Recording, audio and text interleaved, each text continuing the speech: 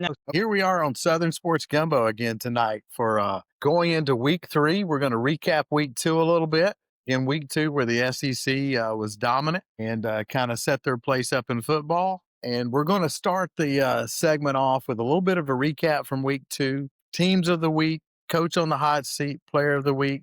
And then we're going to roll into week 3 predictions and previews for week 3. So are we all ready to go, guys? Yeah, I'm ready. Born ready. Ready to go, man. I'm in my 2-minute offense. All right. Well, let me get into this hot seat scenario right off the bat. So my coach on the hot seat goes to my alma mater and Mike Gundy. And I will tell you, the hot seat is not just hot; it's burned up. I think with the seats already torched. With a 3-9 record last year, they renegotiated his buyout. Almost made a change last year, but he was willing to renegotiate his contract down in the buyout. So that gave him another year. But the 69-3 game this past Saturday against Oregon, and if you watch the game, the talent level was just very vast. And I think that's where this scenario is gotten with Gundy. And let me say this: when he first took over Oklahoma State, he was very innovative in the things that he did, and he had a very good staff that was very aggressive with recruiting. So I just want to talk about the differences and how it's kind of led to this. When he first took over, they went on high school, went into high school communities, held camps to identify talent to recruit. The NCAA later made that illegal for schools to do that, but he was innovative, is my point. When you look at what has happened with NIL, he resisted it. He even said recently that he thought it would change, and with where it was headed 2 years ago, he thought that the extreme amount of money that was headed into it would slow down, and individuals give money for players, that player not turn out, and he thought the money would come back down. Well, it's done the exact opposite. It's went up, and he just did not adapt to that at all, and therefore there's a shortfall of talent. If you look at his roster, there's nobody that just stands out that you can say this is an NFL guy. Throughout his years at Oklahoma State, and look, he's won more games there than anyone, so he's been successful. Went to bowl games for many years in a row, 16, 17 years in a row. And they always had NFL talent in the secondary, NFL talent at wide receiver, and now they just don't. NFL talent at running back, defensive lineman, occasionally offensive lineman, several offensive linemen over the years played in the NFL. He's always had really good college linebackers. Well, this team doesn't have that. So again, it's just got to where it is. They've already started kind of looking at certain coaches. Some early names you're going to hear from the hot seat with him is Zach Robinson, who played for Gundy and is the offensive coordinator of the Falcons. He's a beloved guy in Stillwater, so he's going to be a candidate. But two other candidates that are already getting mentioned that I hope they pursue and go after, and one is Alex Golish, the South Florida coach, who we'll talk more about South Florida later, and then John Summerall, who's at Tulane. So, both those coaches are going to be wanted by a lot of people. So they're going to get paid but good money by somebody at the end of this year. And so we will see where it goes. In my aspirations, I would love to see them hire Golish or Summerall, either one. But I think that's where it's at. I think it's not a matter of if Gundy gets this is his last year. I think it's a matter if they let him finish this year out with the schedule they have. There's only 2 or 3 games. If they play Tulsa after a bye week, they'll win that game, should win that game. If they don't, it may be over there. But I think it's just a matter of time. Anybody else want to deliver their hot seat coach? Yeah, I'll go into mine. I've got Billy Napier, Sunbelt Billy from Florida. They finished the season so strong last year. They opened up 4-5, and I think a lot of people counted him out through 9 games last year. Then he goes on a 4-game win streak. They bring in a ton of talent, return a lot of pieces to this year's roster. They beat Long Island week 1, and then USF comes to town and they kind of lay a goose egg. USF stuns them for the first time ever in the swamp. And looking ahead to who they have the rest of the year, they travel to LSU this week. The following week, they travel to Miami. Then they get a bye week. They host Texas, travel to Texas A&M. Then later in the year, they host Georgia. Then they finish the season traveling to Ole Miss. hosting Tennessee and playing Florida State. You know, could could Billy get it back on track and turn it around and finish 8-5 again this year? I think that's the only way he keeps his job after this season. Right now, the only two wins I see on their schedule the rest of the year are Mississippi State and Kentucky. And Mississippi State looked great last week, so that's not a given. Yeah, this is the most talented roster they've had in the era of Billy Napier. You look at the last four coaches: Urban Meyer, Will Muschamp, Jim McElwain, Dan Mullen. Through 40 games, they were all teetering around the 28 to 34 wins through 40 games. Billy's 20-20. So I don't see a way that he keeps his job after this year, unless he starts with it this week and goes to Tiger Stadium and upsets LSU. I know we'll talk more about that game later. The two names that come up to me the most to replace him are Summerall and Alex Golish. Golish upsetting him in the swamp, that would be a perfect move, making him the next head coach at the Florida Gators. So that's my hot seat take of the week. Who wants to go next? I'll jump in. I've got Virginia Tech's Brent Pry on the hot seat. Pry is 16-21 through a little over 3 seasons. His biggest struggle is in close games. Games decided by 7 points or less, he's 1-12, and you just can't be 1-12 in close games.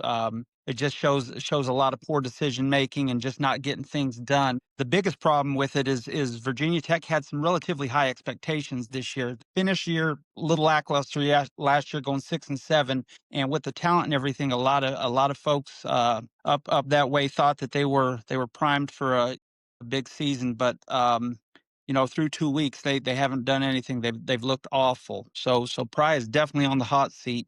As far as replacements go for him, locally, they've got former Virginia and BYU coach Bronco Mendenhall, who's been a name that's mentioned, as well as oh Lord, the guy from William and Mary, Mike London, who's an up and coming coach. He's never been at a big program running it, but he's certainly somebody who would garner some interest there. So, Gumbo, who do you got on the hot seat? I got on the hot seat Scott Satterfield from Cincinnati. Satterfield is currently in his third season. Cincinnati, he's finished 5-7 last season, 3-9 his first season. Just to show you what job he took over in the previous 5 seasons prior to his arrival. Cincinnati had 9 wins, 13 wins, 9 wins in a COVID season, 11 wins, and 11 wins. And he went 3-9 his first year. He's only won 4 games in 2 years in the Big 12. The season began with a 2017 loss to Nebraska. Last week he did beat Bowling Green to start 1-1, but he begins the Big 12 slate with a road game at Kansas and a home game versus Iowa State. Those are 2 losses. So you can basically say after he beats Northwestern State out of Louisiana this week, they'll be 2-1. And then is where the problem lies, where he can't win in the Big 12. I think he's going to need 6 to 7 wins in a bowl game, which I don't see him getting the 6 wins. I honestly don't think Cincinnati can win more than 4 games this year. So I think the hot seat is going to catch fire sometime about midway through the Big 12 schedule. I have no idea who Cincinnati would bring on to replace him because they just did this a couple of years ago. Yeah, it's going to be interesting to see what move they make, who they go after. I would think that Golish and Summerall end up at bigger programs than Cincinnati for sure. So Yeah, who's another powerful group coaches. of 5 coach that really has a chance to take that next step? Do you look at maybe bringing back a guy like Dan Mullen, who's always coached in the South and has UNLV rolling this year, to Possible. try and breathe some life back into your program? That's possible. I definitely So think Mullen is let's. looking for a bigger place next year. Go ahead. I was going to say, let's roll into our teams of the week. I'll get it started since we're talking about Dan Mullen. I'm rolling with UNLV as my team of the week. They hosted UCLA in Vegas this past weekend and really controlled the game from start to finish. They were up at 17 at one point in that game. And, UCLA kind of made it a little bit closer, but at the end of the day, it was a 7-point win for UNLV. Something that I really like about them is they brought in 33 new transfers that are all in their two deep. A lot of former SEC, CC, Big Ten, and Big 12 guys who were a little buried on the depth chart there. And now they're over in UNLV thriving this year. So UNLV is my team of the week. So My team of the week, I'm going to throw you guys a little bit of a curveball. My team of the week is a high school team out of New Orleans, John Curtis Christian. In his 55 seasons and 623 victories, J.T. Curtis has never shied away from playing a tough schedule. Well, considering he plays in the Catholic League in New Orleans, you may want to add a couple of cupcakes to your schedule. No.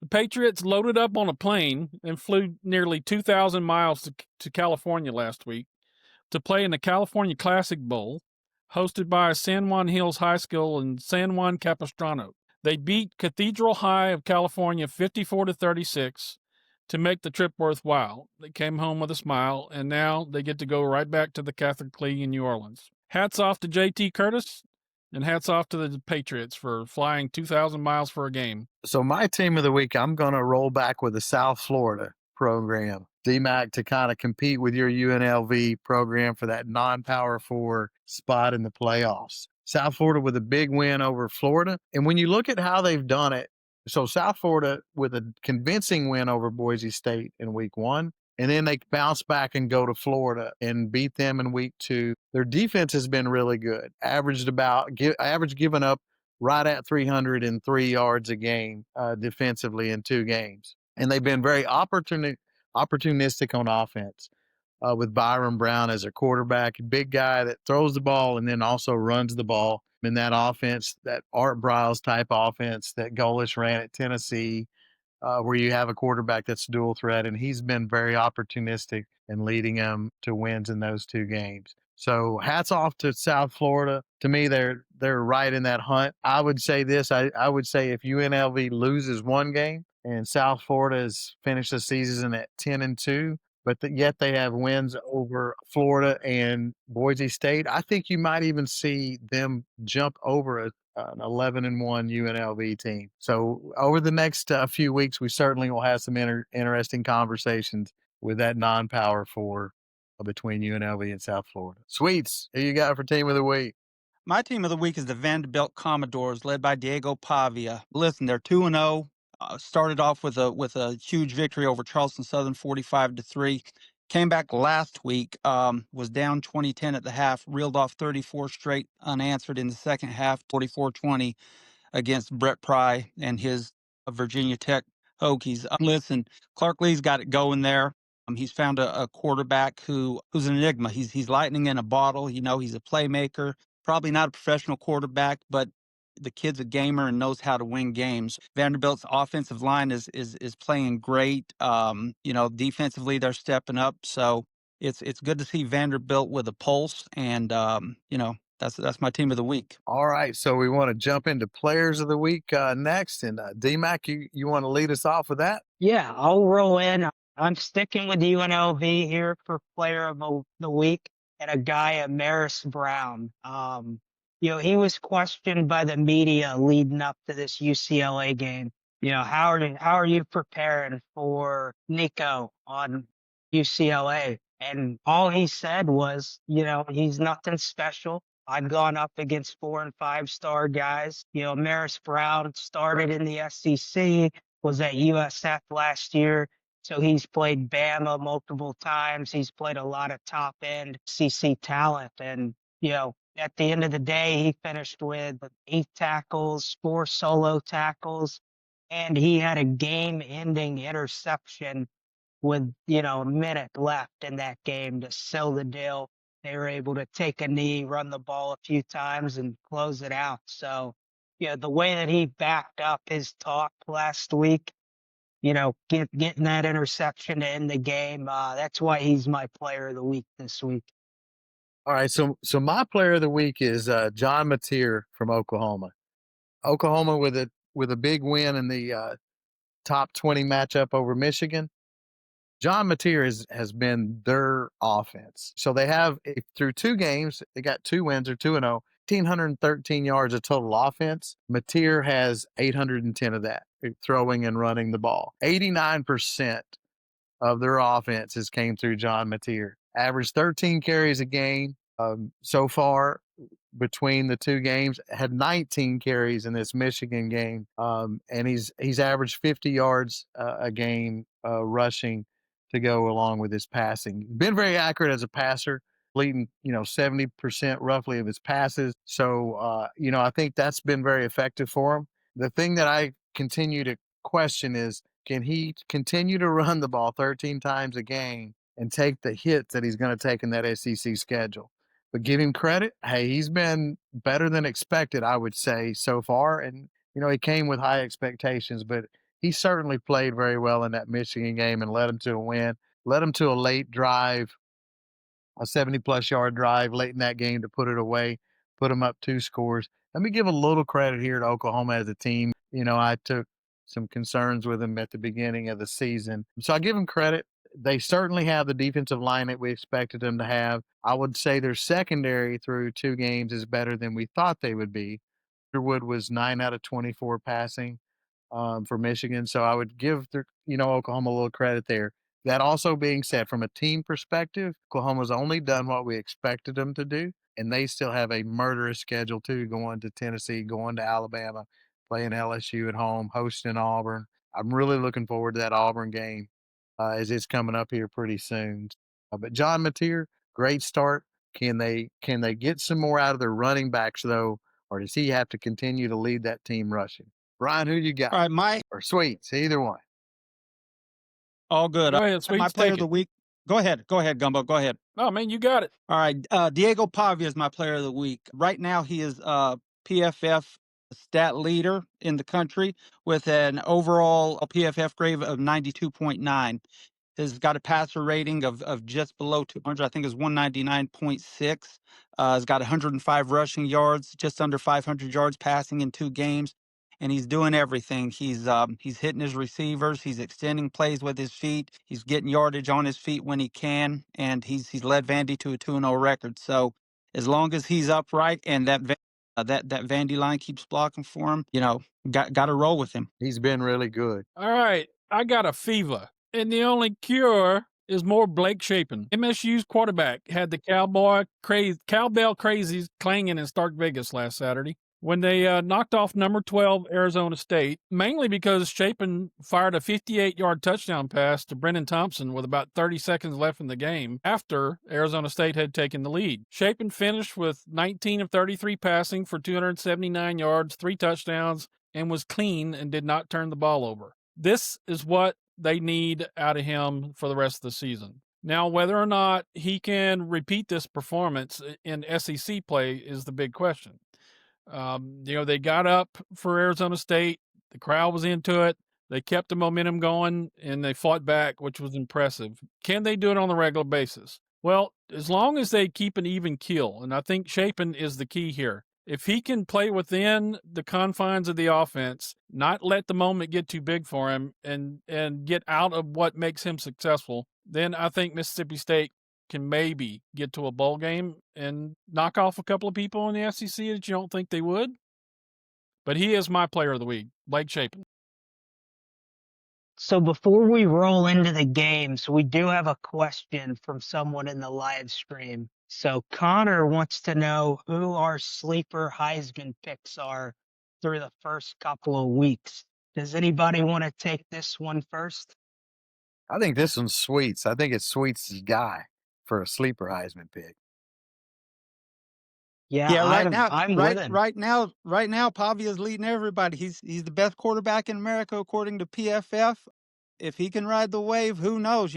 He said sleeper. So we preface with that because nobody really considered him a candidate, and I'm not even sure that a lot of people do now. But listen, the season we're some teams are 3 games in. His PFF is just below 200. He's tearing it up. If he can keep it going, why not? Yeah, I agree.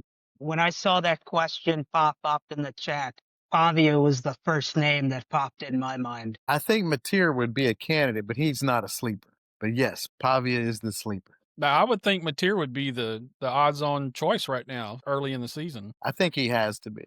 The only thing that right now would be, can he stay healthy? If you want a guy that could build some momentum, look, I don't think this guy will be there in the end. But another guy that has played well in 2 games. First game he played, he ran the ball really well and scored. This past weekend, he was 24 out of 28, threw the ball well, and that's Jackson Arnold. Let's see what he can do over the next couple of weeks to kind of build some momentum. By no means do I think he's a Heisman candidate, but if you want a comeback player of the year, and again, an interesting storyline when Auburn plays Oklahoma at Oklahoma, the Jackson Arnold coming home to try to get a win against John Mateer. That's a lot of interest in that. Yeah, I agree. Do you guys want to roll into the non-SEC games of the week now? Sure. Let's do it. Sweets has got a great game there in his hometown. Yes, sir. We got Clemson coming to the ATL to face 2-0 Georgia Tech. Clemson's 1-1 on the season, obviously, after losing to our Bayou Bengals, and then coming back last week and getting a big win over Troy. They showed a lot of improvement against Troy, a little bit better rhythm offensively, but they need to continue that if they want to come to Atlanta and beat Georgia Tech. Listen, Georgia Tech's quarterback situation right now, Haynes King has performed well in the first game, missed last week with a lower body injury. His status for this weekend is questionable. If he's healthy and able to play, it wouldn't be a big upset in my mind for Georgia Tech to beat those guys. If he doesn't play, I just don't think that they can do it. Georgia Tech's got to continue to take opportunities on the defensive side of the ball. They've got a ton of negative plays so far. They've got 13 tackles for loss and 6 sacks against Garner Webb last weekend. And, I don't care if you're playing Sisters of the Blind. That's great pressures and a lot of defensive worth there. Against Clemson, they're going to need to be fast sideline to sideline because Clemson is more talented. But I do think that Georgia Tech can win the game. Clemson's a 6.5-point favorite.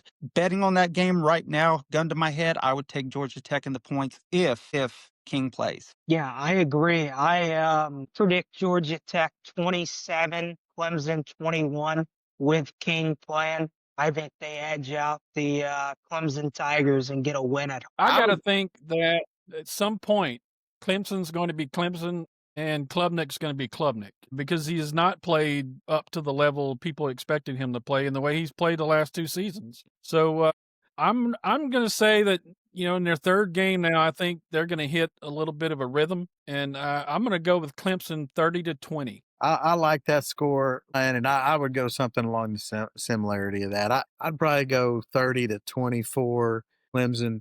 I do love Haynes King, and I love Brent Key, how he coaches that team. I think they'll be competitive, but I think Clemson will get the win, and a much-needed win there for them, their program. And they just kind of have this stigma over Georgia Tech also. It's been a while since Georgia Tech has competed tight with them. So anyhow, a good game there. So if we move into Miami and USF, again, South Florida's got 2 big wins already, and now they're week 3. They have to go on the road to Miami after playing on the road to Florida. I think it's another game that'll be competitive. I like USF's defense. I mentioned earlier, barely giving up over 300 yards a game. So I think that defense will keep them competitive against Miami. I do think in this one, though, Miami with Beck and the running back Mitchell, I think they have a little bit too much offensively for South Florida to pull this one out. I think Miami wins this game probably along the lines of 27-17. But the spread's 18.5, and I would take South Florida. South Florida's 2-0 in the spread and 2-0 decisive wins against the spread. So I would definitely take the Bulls against the spread, but I would take Miami to win this game. But I think it'll be competitive enough that South Florida still will be in that talk for that non-power forward team in the championship playoffs at the end of the year.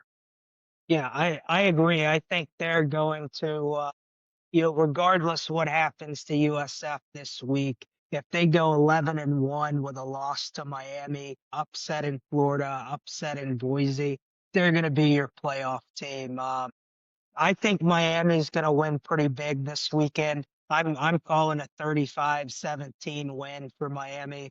I think Carson Beck's going to have a really good game. That's not to discredit USF at all by any means. There's just a lot of talent in Miami this year. Beck's playing good football right now. CJ Daniels, the wide receiver, looks really good, making highlight plays early on. So I think they're going to have an easy time finding the end zone this week. What's the line on that game, Kevin? 18.5. So D-Mac barely squeaked the Bulls against the spread, but he picked Miami to win. 18.5. I really like South Florida and the 18.5 against Miami. South Florida's played as well as anybody in the country. If you put Alabama or you put LSU or you put another name with their first 2 wins, they're a top 5 team. But, because they're South Florida, they're just, they've just squeaked in this week. It wouldn't surprise me if South Florida won the game. I think that they're a good football team, and I'm not a big crystal guy. So he's always going to lose a game or two that he has what a lot of people think is no business losing. But I definitely take South Florida in the points here. I would agree with you, Sweets. I'm going to take the points, but I think that Miami's going to have enough to win this game. They won't cover, but you know what?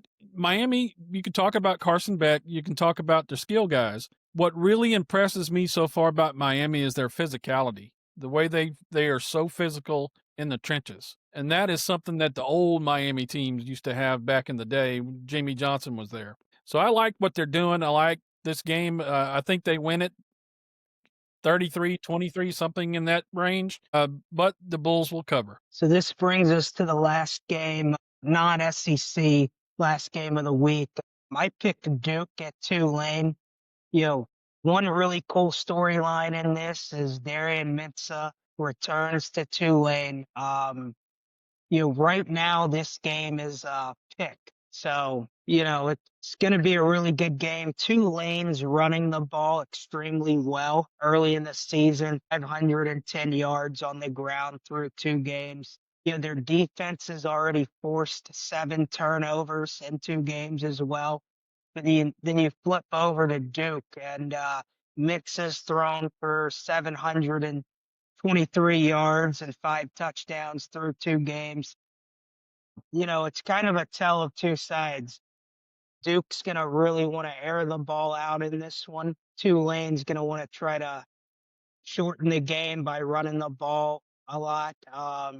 Duke's run defense is pretty solid this year. They've been absolutely gutted by the pass game so far this year. So, can Tulane stop Darian Mensah this week? And I think the answer to this one's going to be no. I've got Duke winning a 31-28 game with a late touchdown to win. Well, this game, I believe that Tulane's had this marked down for a while now, ever since Mensa, to borrow an old Steve Miller Band line, took the money and ran. And I believe it's going to be all po' boys and a beat of beer for the guys that like Tulane, the Green Wave. I just like the way they play at home. I like, they didn't actually play too well last week, but I think they're looking a little bit ahead to this game. And I think Duke's going to get everything that they got. So I'm going to say Tulane knocks them off by a field goal late. Put me down for the prodigal son coming home and stealing a victory here. I think Duke wins by a touchdown or so. Mensah's the real deal. He's shown through 2 games why they paid him so much money. I mean, he's just shy of 800 yards passing, mobile. I mean, he's doing everything for him right now. I like it. Give me Duke here. I'm going to chime in there with that too. Give me Duke by a field goal late. Tulane will represent themselves well and make this game very competitive, though, and we'll play with a lot of passion, as Brian said, but give me Duke late. So that brings us into some big games within the SEC. One more non-conference game, and that would be Alabama and Wisconsin for the Big Ten SEC matchup. So week 1, Texas lost to Ohio State in the Big Ten SEC. Week 2, Michigan lost to Oklahoma, so that's 1-1. So now we've got Alabama hosting Wisconsin. Interesting game, and from the standpoint of week 1, Alabama played down a little bit. Florida State dominated them with a running game. Week 2, Alabama was decisive in their win over UL Monroe. Obviously, the difference in the competition there was quite a bit. But now we're going into week 3 with a team that has some similarities with Florida State, and that's Wisconsin.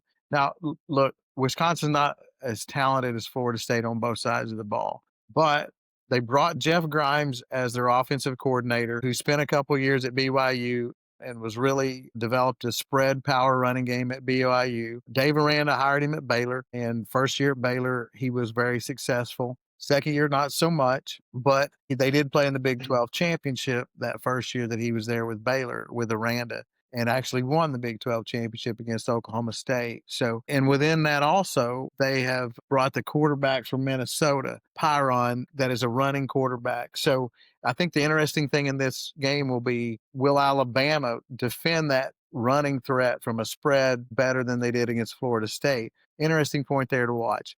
Now, look, Alabama is a 21.5-point favorite. I think they win the game. They may even cover. DeBoer at home, it's been proven that he's coaches very well at home, and they kind of ride that momentum and that bandwagon at home. So, I think Alabama's going to win the game 38-17, something like that. But I am going to be interested in see how the defense plays against the run and how that will translate into SEC games.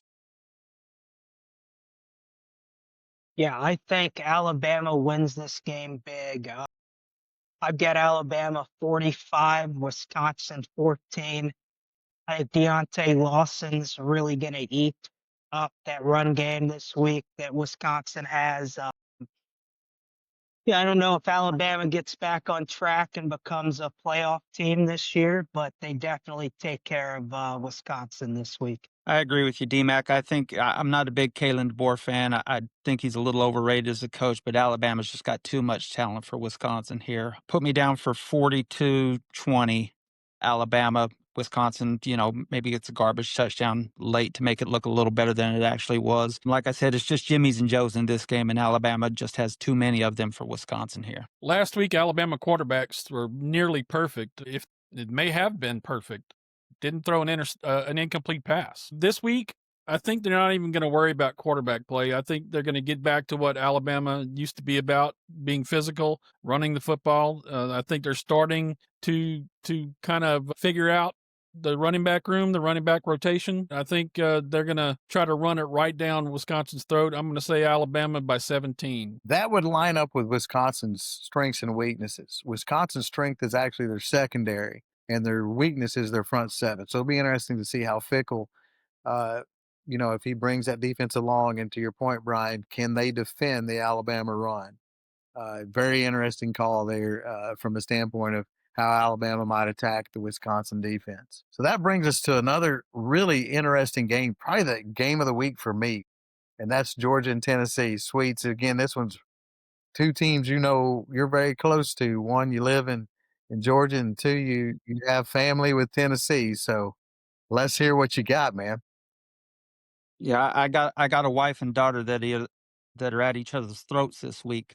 Isabella just graduated from Georgia. T graduated from Tennessee just a few years ago, and so it's certainly a house divided here. Listen, Georgia's a 3.5-point favorite going into Rocky Top this week. I think that Tennessee's going to win the game outright. Gunnar Stockton has been very, very conservative so far this year, and I just don't know that he's that good. Losing Beck, I think, is going to sting a little more than a lot of Georgia fans thought it would. And Joey Aguilar, Tennessee certainly through a few weeks has won the quarterback battle between him and Iamaleava, because one's 2-0 and one's 0-2.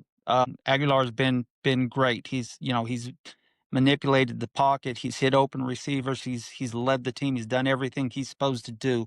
Georgia's defense is still top notch. They got speed to boot, a lot of talent on that side of the ball. I don't think it's going to be a very high scoring game, though. I think Tennessee's running game, if they can get that going a little bit, enough to keep them honest. Aguilar's gonna hit them with a few deep balls here, and I got Tennessee with the upset. I'm gonna go Tennessee 20, Georgia 16 up on Rocky Top. Well, you got to look at this game like this. Tennessee has been hot. They've done everything right. They're putting up 60, 70 points the first couple of weeks. The receivers are getting open, the running backs. And by the way, I have to throw a bone out to Star Thomas, who played his high school ball right up the road here for the Homer Pelicans here in North Louisiana, and scored 3 touchdowns last week for Tennessee, and he's become a big go-to back for Tennessee. Georgia has not played well. They've been a little bit cold. So obviously I'm going to pick Georgia. I'm going to pick Georgia 20-13. Matchups. I love this game. It's going to be a great game to watch. But when I say matchups, so to beat Tennessee, you got to be able to play man against the Tennessee wide receivers because the way they spread you out defensively, if you try to play zone against them, they'll just run. Tennessee will just run the ball down your throat. If you end up with 6 in the box, which that's what Tennessee wants, they want to get you spread and light in the box. Well, Georgia has, and it'll be a bad probably. Yeah, I like this game a lot. It comes down to Josh Heupel, one of the brightest minds on the offensive side, going up against Kirby Smart, one of the brightest minds in defense. You know, at the end of the day, I'm gonna roll with Kirby over Josh Heupel. I think Georgia wins this game 28-24, just barely covers the spread. But it's going to be the game that I think everybody's tuned into this weekend. So we roll from there into the Rebels and the Razorbacks. We had a couple games last week that Mississippi State needed a win to get in bowl contention. Kentucky needed a win to get in bowl contention and didn't pull it off. Arkansas needs a win in this game to really substantiate themselves for a bowl. Sweet, who you got? I got Ole Miss winning this one. They won their SEC opener 30-23 against Kentucky. They're efficient so far on offense. Got a quick game rhythm. They're keeping the ball moving. They defensively they've got a strong front. Their DBs have looked good so far this year. They've been able to get a lot of pressure without using their linebackers and stuff, and that's been a good thing. That'll be key against Arkansas and Taylor Green, because he's a lot better quarterback, I think, than he's given credit for.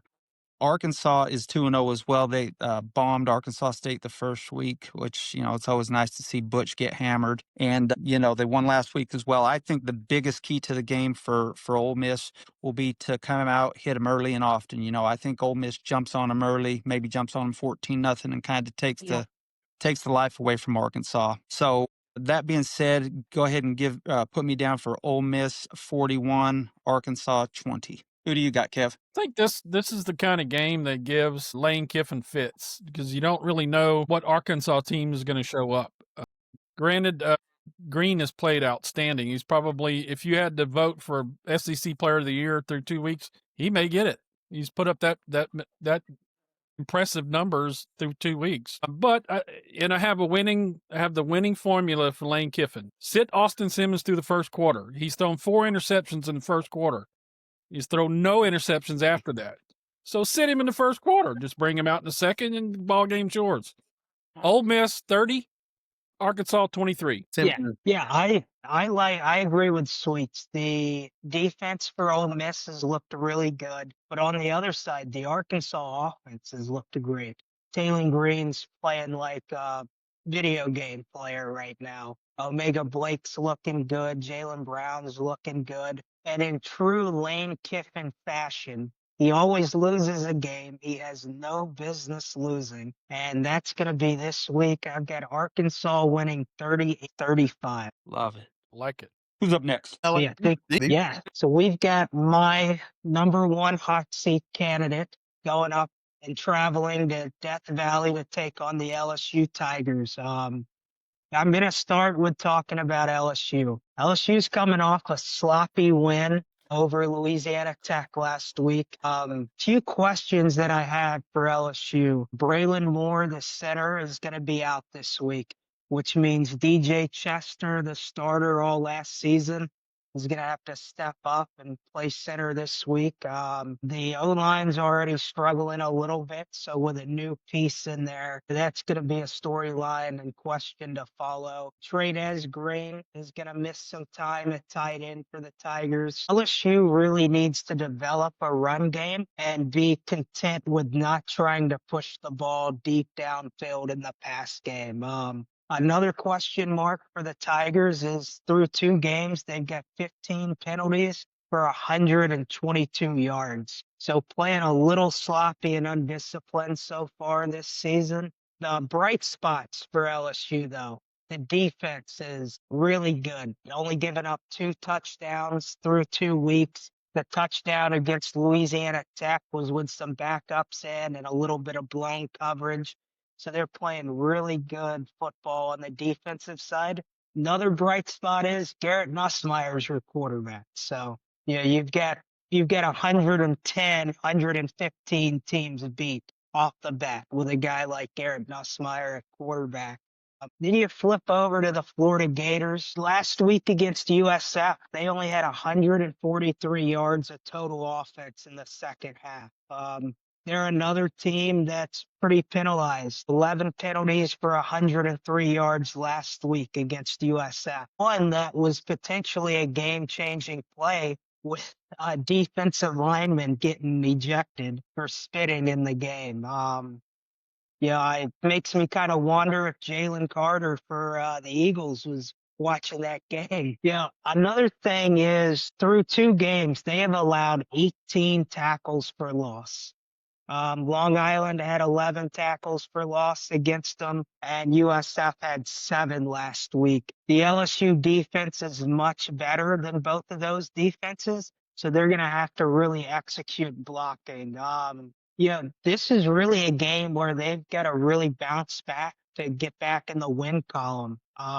Yeah, the defense also for Florida only has 1 sack through 2 games. So a few bright spots for Florida, though. Jaden Baugh is running the ball really well, almost 200 yards on the ground through 2 games. Vernal Brown looks really good in the return game for him. So my final thoughts on this one is LSU's got to get the offense moving and limit the penalties. If they do that, they're going to start the season 3-0. Florida is going to try to get some pressure on the quarterback to disrupt Garrett Nussmeier and his timing. I don't think that happens. Their season doesn't get back on track this week, and the Tigers win somewhat of a low-scoring game, 24-7. Your lips to God's ears, buddy. LSU, this is a game LSU should handle. It's at home, we got Nussmeier, everything's, rolling smoothly. What scares the heck out of me is if Moore isn't at center, bringing Chester in there. Last year and the other night against La Tech, he just hasn't been it, and I'm not sure what it is. It's certainly not, it's certainly not his physical prowess. He's a big kid. He's a great athlete. He just hasn't been able to put it together for whatever reason, and that really scares me against an opponent like Florida, because Florida does have some talent now. As you had said earlier, Florida probably has more talent this year than they have under Napier, and they can show up and manifest at any time, and that scares me. But I do like LSU to win the game. As you said, I don't expect it to be too high scoring. I'll go LSU 23, Florida 13. Well, through 2 weeks, I don't think Garrett Nussmeier has been quite in sync in the offense, and maybe it's because that they haven't had any semblance of a running game. I don't know, but I think this week against Florida, he's going to get up again like he was against Clemson. It's going to be at home. The crowd's going to be into it. I think he starts to hit his stride a little bit, and we start to see the Heisman contender that we thought we would see before the season started. I'm thinking Nussmeier is going to play a huge role in this game, and I think LSU's defense is just going to completely engulf Florida's offense. I'm gonna say it's not even going to be close. I'm going 28-10 LSU. And go with Brown, Anderson, 4 to 5 carries. And I think you'll see him affected as to the corner. So before we jump into the Texas A&M Notre Dame game, we've got a couple more questions. So from Bob's Garage, he wants to know, who do y'all think will upset Ohio State this year? I'm going to make a bold prediction. They're going to go 12-0 in the regular season. They're going to beat Illinois at Illinois. They're going to beat Penn State in a close one.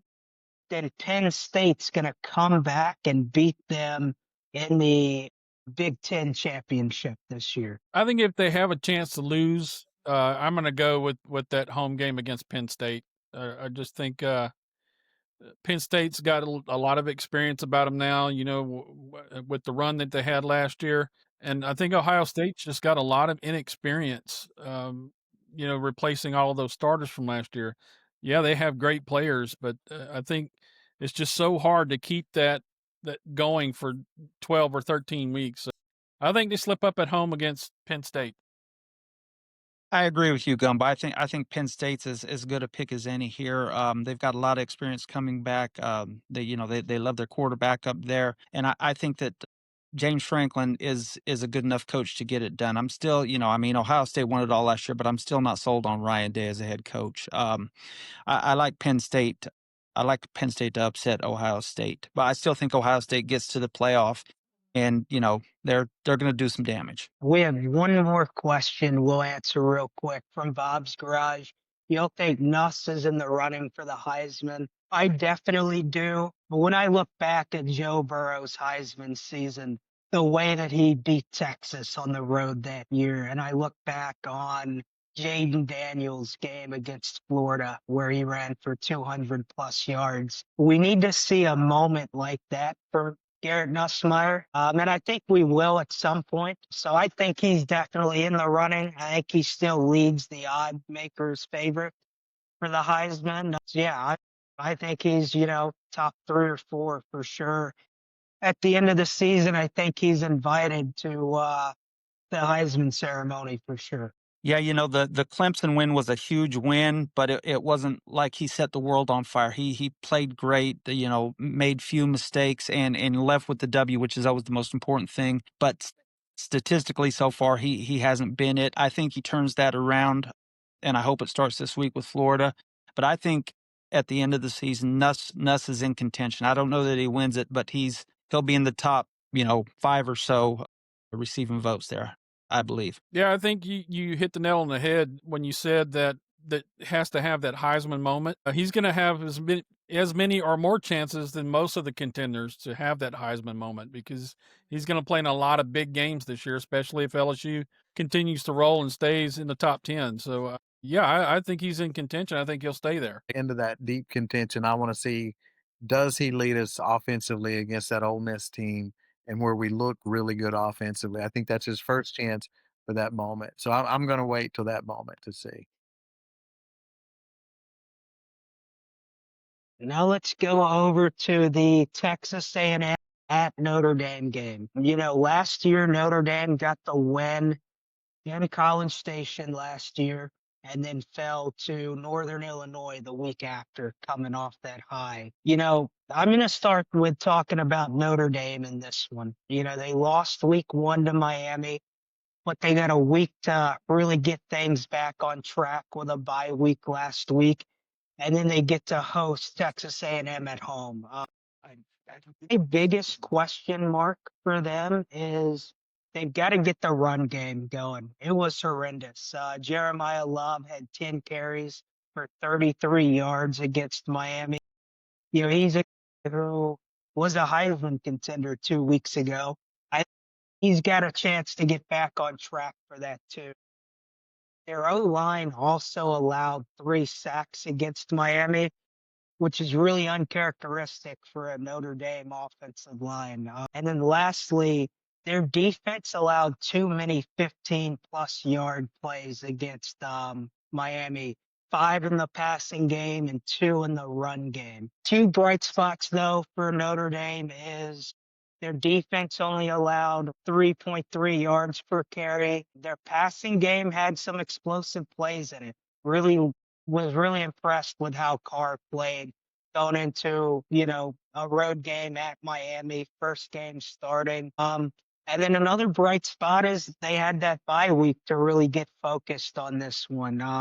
And then you roll over to Texas A&M, 12 penalties for 104 yards through 2 weeks, way too many penalties.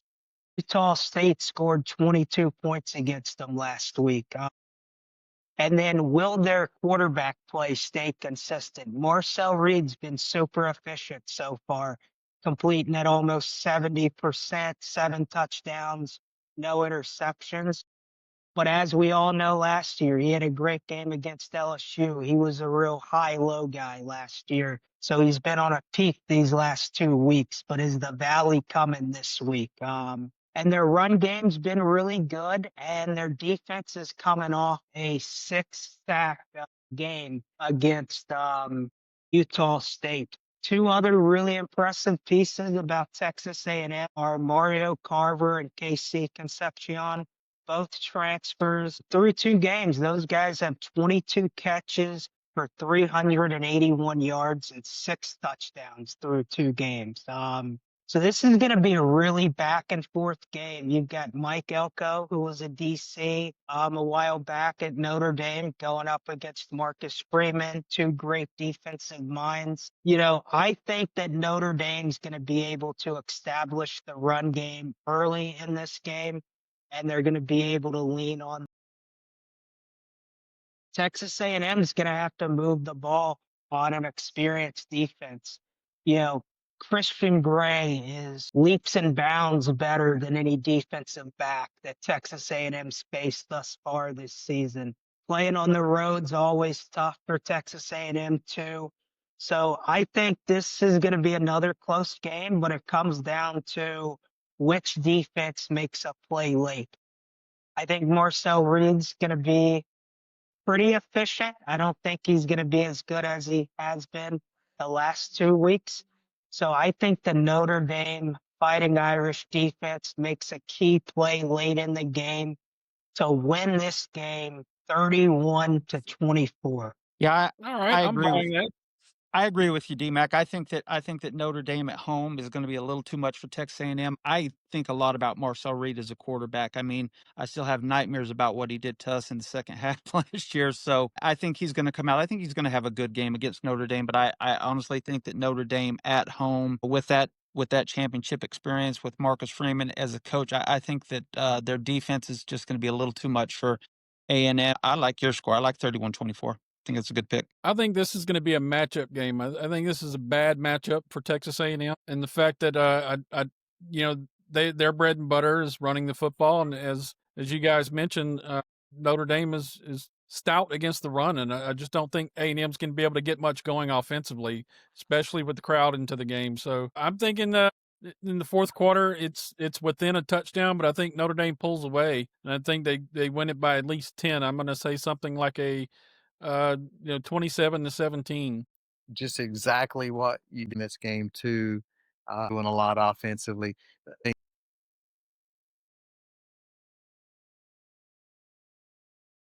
All right. We'll move on to Vandy at South Carolina. This is a game that I've been kind of interested to see because Gamecocks are giving up 5.5 points to Vandy in a game at Williams-Brice Stadium, which tells me the odd makers believe this is a field goal game. Usually you're going to give 3 points to the home team anyways. The odds makers are thinking this is going to be decided by a field goal. I think I'd have to agree with them. Both teams are 2-0. How they got there, different story. Diego Pavia versus Lenora Sellers. Don't believe the hype. South Carolina Heisman contender, struggling to find a consistent passing game against South Carolina State. He passed for a mere 128 yards on 11 completions. He rushed for 23 yards. Granted, they didn't need him in a 38-10 win because they scored 3 special teams touchdowns. 2 returns by Vakari Swain, who's become the biggest big play guy in special teams in the country, and then a fumble return. So, my big question about South Carolina is, it goes right back to my season preview. Who is Sellers going to throw the ball to? They still haven't figured out who their wide receiver one's going to be. They thought Nick Harbor would be that guy in week 1 because, he had 3 catches for 99 yards and a touchdown. And then he got blanked in week 2 against South Carolina State. No catches, got 3 targets. So, it comes down to what's going to happen, man. South Carolina, I'm not going to pick a score here. I'm just going to say South Carolina and Sellers kind of find a rhythm this week.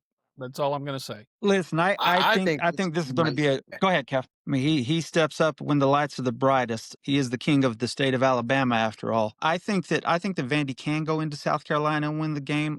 At the beginning of the year, when everybody was saying, I think that Sellers was the preseason first team SEC quarterback, and I kind of chuckled. I didn't see it. I mean, the kid's a great talent and everything, but I just don't think he's that guy yet. Not saying that Pavia is. Pavia is a gamer. Vanderbilt's playing well. I think South Carolina wins the game. I think it's a field goal game, but like you, Kev, Vandy leaving there with a win wouldn't surprise me in any way, shape, or form. But I'll take South Carolina 24-21. So I have a little bit of advice for the Vanderbilt special teams coordinator, Jeff LePack.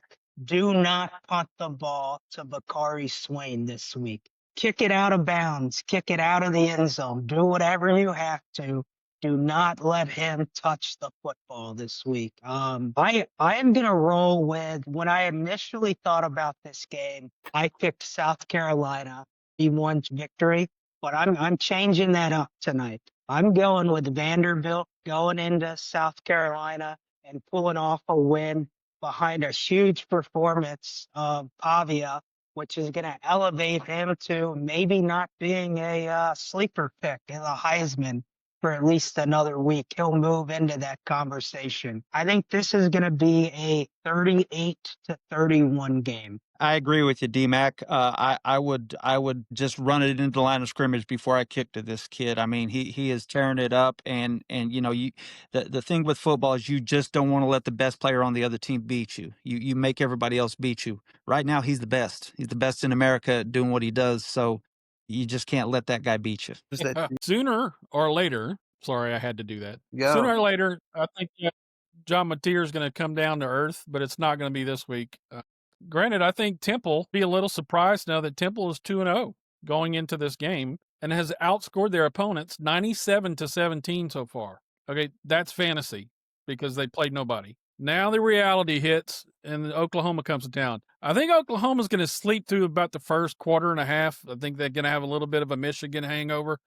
But I think they wake up probably just before halftime, kind of like Clemson did last week. Clemson had a little bit of a hangover losing to LSU. So I think Michigan pulls away in the second half very comfortably and wins it 37-17. Yeah, I do too. I'm just agreeing with you. I don't have anything of value to add to this game I'm other than Oklahoma's going to score big. I agree. This is Keep an eye on. Keep an eye on who? I was going to say, keep an eye on Evan Simon, the quarterback for Temple, who's thrown 9 touchdown passes through the first 2 weeks. That's a sleeper pick for the Heisman right there. Yeah, but Temple, I agree with you, Gumbo. I think Temple comes back down the earth like a meteor this week, and Oklahoma bombs them. Leads us into. Yeah, I agree. I think Auburn wins this game big. Jackson Arnold's going to have another great game throwing the ball. Yeah, this game's going to go pretty south, pretty quick for South Alabama. Yeah, this is just one of those games where Auburn wants to get out of there healthy and move on. They're going to win big. They just got too much talent for South Alabama, and it could be another week where, as you said, Arnold being a sleeper for the Heisman earlier, he puts up big numbers, and he just elevates himself a little bit more into the conversation. So I like Auburn big, and maybe they pull him mid third quarter, late third quarter if they get a big enough lead. Because Lord knows they don't want to lose somebody when you're playing a school that you have no business, doing anything crazy against. I think Jackson Arnold and Auburn pad their stats in the first half and get up big. And in the end, I think the final score will be something like, let's say 38 rolls of toilet paper to 10 rolls of toilet paper. 25th ranked Mizzou coming off a big win against their rival Kansas, 42-31. It's the first time they had met since 2011 in the border showdown, and Missouri was explosive on offense.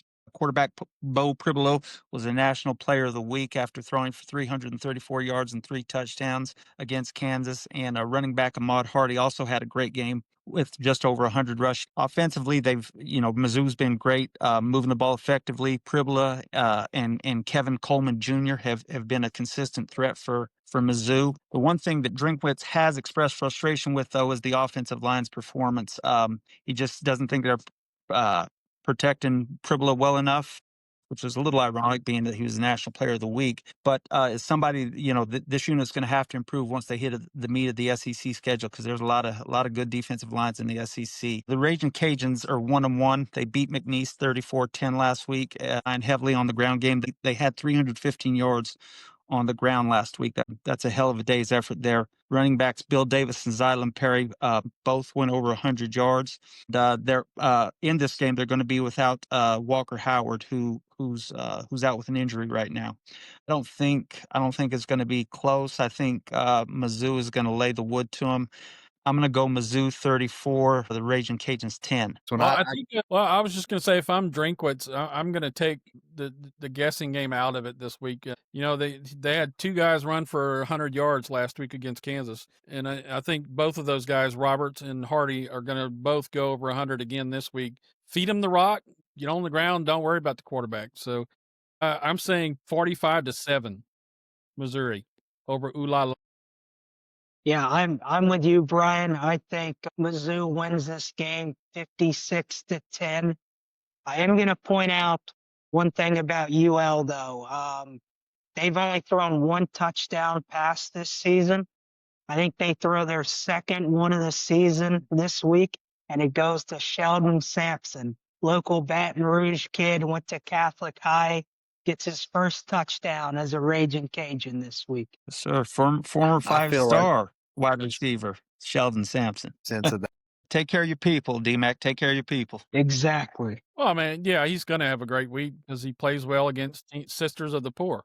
I felt really bad for him in week 1 against Ohio State. I don't think Sarkisian prepared well enough to have Arch go on the road in a hostile environment like that, and especially against what you would consider an NFL coordinator who just completely got the best of him. I think against San Jose State, what did he had 295 and 4 touchdowns. I mean, Archie Bunker could pass for 295 with these cupcakes. But we'll have to wait another week to see Arch against the defense with a pulse. No, take that back.